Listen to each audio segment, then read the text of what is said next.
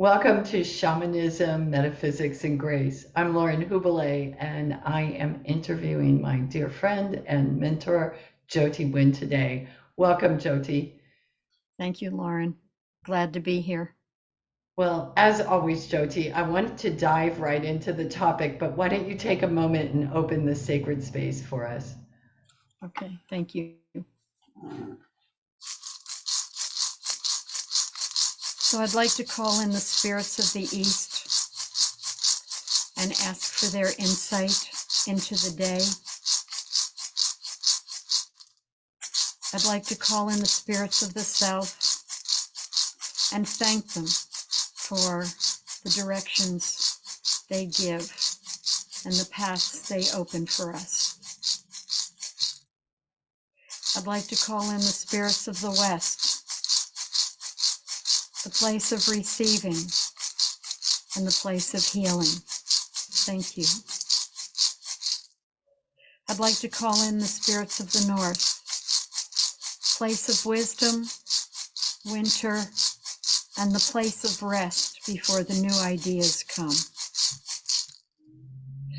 I'd like to call in Grandfather Sky for his protection night and day. I'd like to call in the spirit of the Earth Mother, Gaia,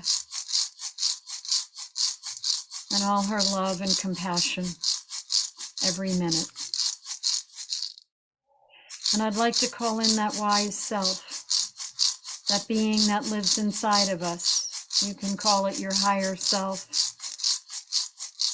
or that beauty and knowledge that lives in your heart. May this being be welcome.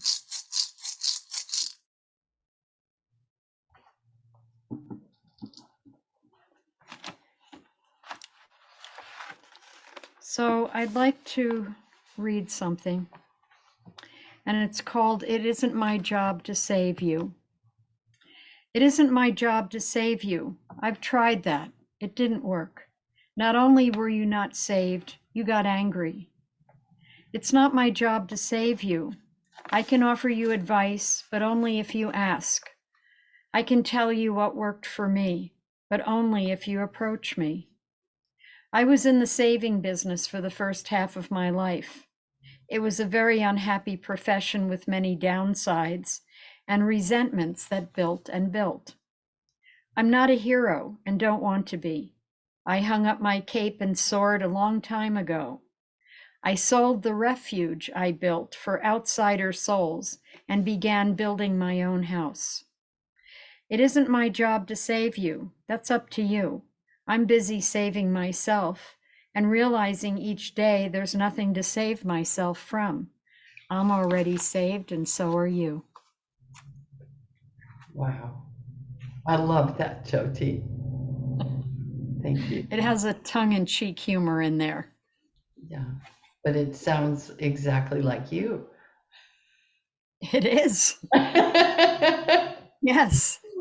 Great. Well, Jyoti, we're in an interesting time right now astrologically, and how about we talk a little bit about what's going on and why we all feel like everything's so important right now? Well, that's a good phrase, because I think it is. I think everything is or feels really important right now. Mercury has just gone direct on the 2nd of October, and Pluto is getting ready to go direct this coming Saturday, the 8th. And we're right in between. We're right in between these two powerhouses, if you want, because Mercury is how we think and process and communicate, and Pluto is the planet of transformation, to put it lightly. And so we're looking at what has served us up until now, what we want to carry forward. And when Pluto goes direct on Saturday, we've been working on this internal transformative edge for the past 5 months. Pluto goes direct this Saturday, and all of a sudden we're off and running. Hmm. We're manifesting the things we've been working on and building towards. So this is a very deep, transformative, and very important moment in time. You know, Jyoti, the word that comes up for me, and probably because I'm grappling with this myself, is trust. Because to run with it, you have to trust the situation, trust yourself. You have to trust yourself. You Yeah. have to trust yourself. It is about trust. It's also trusting that what you need will come, that we live in a fairly friendly universe and that the universe has your back, and that you work on that assumption rather than refraining from movement because out of fear because you don't trust. You don't know what's going to happen. I mean, none of us do. We're in a very transitional time frame. I think more than even when the pandemic was first hitting. We're in a time of change and transformation. And as I've said before, we're on a need to know basis with the universe. And right now, it seems the universe deems that we don't need to know. And so it's um, an experiment in living on the planet and not knowing, what's coming. Well, and it's certainly a time where any tools that you've honed to stay grounded and centered and connected would be useful. Absolutely. Absolutely. It reminds me of that expression by Rumi, trust in God, but tie your camel, you know, trust in the natural order of things and that there are beings and energetics that have your back, that are there to serve you, are there to help you. But you have to do your own work too. And that leads me into thinking about, the it's astrological, it's metaphysical, it's spiritual, it's life, it's whatever you want to call it, like the doors of opportunity. A lot of times in an astrology reading, you can see when the doors of opportunity are going to open, and it behooves one to jump through it rather than wait for that door of opportunity to open again. It could be 2 months, 2 years, it could be whenever. So it's prudent for one to be aware of when doors are opening. And sometimes you just feel it, you just know it, and to take advantage of that opportunity because it may take a while for that to cycle around again. Yeah. Yeah. I think the challenge is if you've been waiting for a long time for something to happen and the door finally opens, that and once again it's that sense of is this really it? Is this it this time? Or not, right? Like Yes. how do we know? I think it's just, the trust we hone in ourselves, the work that comes up for us to do. Um, Opportunities, work, whatever you want to call it, that we listen internally and we are willing to hear what's next. And as we're working with our own internal process and meeting the opportunities to grow and take back our pieces and become more whole in life and do the work that presents itself to us in the moment, then I think we're more open and more prone to see the opportunities as they show themselves to us and leap through that door of opportunity as it opens. Yeah. Well, you said something earlier that even reminds me of an episode we did months ago of that we have all these guides and spiritual allies that are here with us all the time. And this seems like a profound moment to call on them because they also are looking after our well being and our are evolving here. Yes, are evolving, the Earth's evolving, and there are many beings who are in service to both of those, and by calling up those beings who are here to help you, that's their job. Whether you know specifically who they are or not is in a way immaterial, maybe more powerful if you know who they are. But also, again, it's that trust, that there are those beings here to help you and guide you. Um, and just trusting that you can follow their lead, that you can hear it or you can sense it, or all of a sudden something just comes rushing in and you're ready to take that next step, but you're aware and listening and open to the help the universe is giving you or is offering you. Yeah, and for folks that may be just joining us for the first time now, I would recommend going back. We did a talk about allies, spirit allies, and helping spirits, and how to discover yours and build a relationship with. Because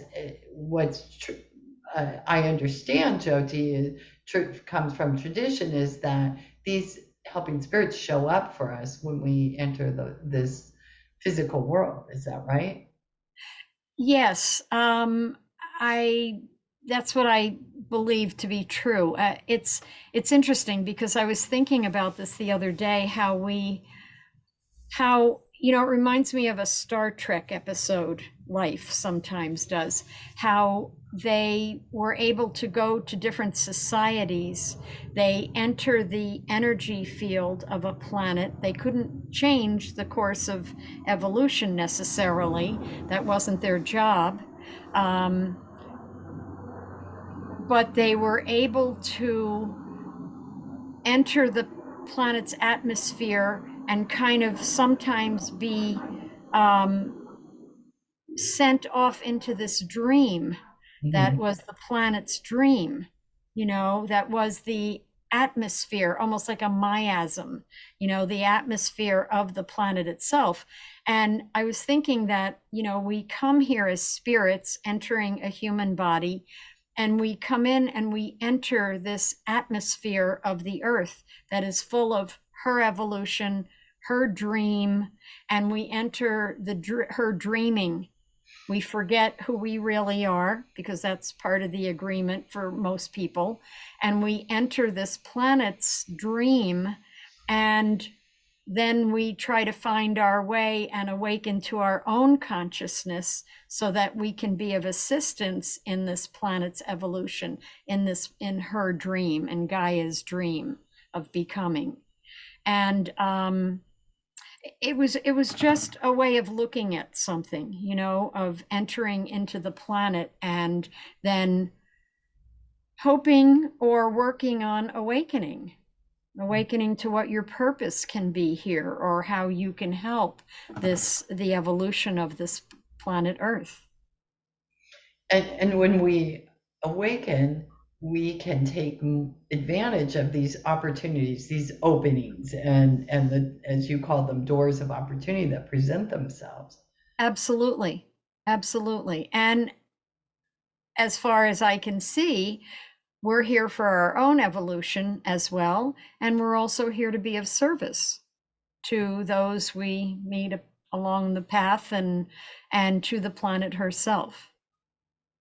Well, and that's part of the deal, isn't it? That universe Yes, helps us so that we in turn can be in service to the universe yes, and others. Yeah. yes, yes. Very much, it's a mutuality, and so in to take this one step further, that I was looking at was that we are cells. Our cells are of the earth.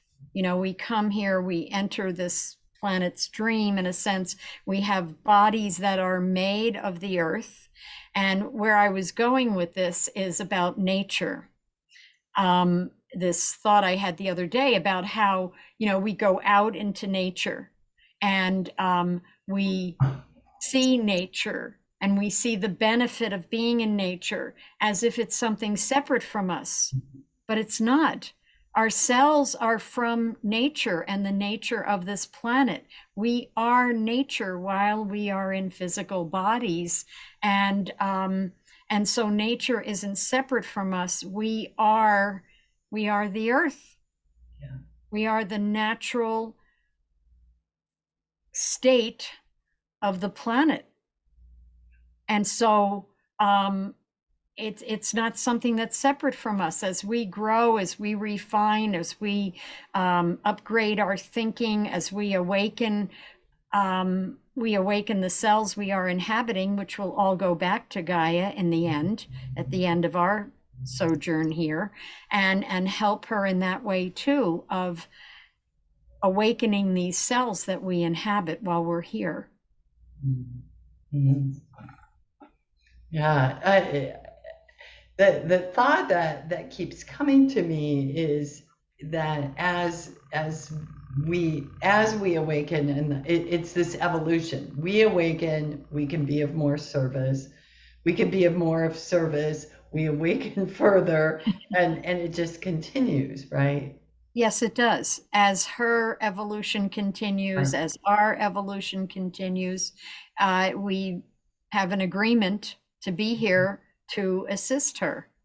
Yeah, and it is this a continual opening, and in bringing that up, let's go back to this opening this weekend, because it's not like, or maybe it is, does the door open on Saturday and close on Sunday, or what does that look like? No, no, it opens on Saturday for us to kind of implement the work we've done internally, consciously or otherwise, over the past 5 months. And then we move forward and we bring those realizations or changed parts of us from the past 5 months forward into our lives. And then sometime around next March or April, I haven't looked yet, Pluto will turn retrograde again for 5 months and take us into an internal process again. It happens every year. And I would think that, we're on a different rung of the spiral each time that happens. It might not be big spiral, but it might be incremental spiral loop. Mhm. Mhm. Yes, and I- so bringing it back to now, this is a very insightful time because Pluto is stationing this whole week until it turns direct on Saturday. Mercury has just gone direct. We're starting to process the past 3 weeks of, what's been happening, what's been occurring to us, and the insights we've gathered. And all of a sudden, it's like, okay, what do I want to do with all of this? How can I utilize what I've realized, seen, or known? and that may be causing an unsettledness in folks right now. Very unsettledness. Yeah. Yes, yes. And sometimes some confusion, do I leap here? Do I leap there? Is there something for me to do or just sit quietly and observe? Everybody's so different, but there's a general feeling of kind of unsureness, Yeah. not having all the facts at hand and not being able to make maybe an adequate choice or decision yet, and then Saturday comes and we wake up on Sunday morning and maybe we're more clear. Yeah. Maybe all of a sudden, I mean, I don't know that's the way it's going to look for everybody, but I'm thinking that Sunday is a deeper view and a deeper cognition of where we are, where each person is. Yeah, as you said that, it feels like it will be a more felt experience on Sunday, like that time where you know in your bones this is the right thing. Yes, yes, Yeah. yes. So we're in a very intense time from the 1st to the 17th of October while Pluto is stationing, meaning it's been retrograde and it's turning direct. It is moving more outward into our day-to-day physical lives instead of being an internal process within, like the past 5 months. So this first 17 days of October, when Pluto is the same degree and minute as it makes this turn, is like, being in a Scorpio world. It's like, it's full of transition, it's full of transformation, it's full of insight and intensity. So, if I wanted to get the most out of this, I would want to do some kind of ritual on Saturday or Saturday evening. Do you have some ideas for folks? Just something simple they might do? Oh, that's interesting. Sure. Um, so the colors for Pluto, which rules Scorpio, are black and red. And it can be black and red or black or red, a darker red, like a maroon. So having something that holds that color, like a cloth or a flower, like a maroon flower, the dark reds of the fall flowers Mhm. sometimes. Um, Maybe having something that represents transformation for you. And it can be very personal. It could be a letter from a friend. It could be a statue. It could be a candle flame. Fire is transformational. And maybe having something that's just meaningful to you there. You know, it could be a ring, it could be a necklace, it could be an earring, it could be um, set of car keys. I mean, in a pinch, anything works. You know what I mean? And so, but the feeling, the sensing would be that your desire to align yourself with this moving forward in a new way. Mhm. That would be the intention. And ritual with intention bears fruit. Okay, so having the intention, lighting the candle, having a small bowl of water, maybe a flower, maybe a leaf that's in the process of green to red or orange, something that's in transition, and you might just sit and meditate there for a few moments with the intention of aligning yourself to movement, conscious movement, intention for letting go of the past and stepping into whatever your future is, even if you don't have a clue at the moment. It's beautiful. What great ideas. Yeah, nice, nice. It's Well, ritual. I will be doing Ritual. that It can for it can be sure. very simple. Yeah, of course. I Yes. also could be doing that. I want to take advantage of this revolving door while it's open. Yes.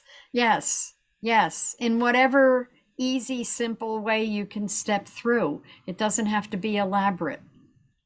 It can, even without a ritual, you can take a walk by a body of water if you have access to one, or out into outer nature, a park or something, and just feel your feet grounded in the earth and your head, aligned with heaven, with the stars, with the upper world, and just know that you are the human conduit between the above and the below.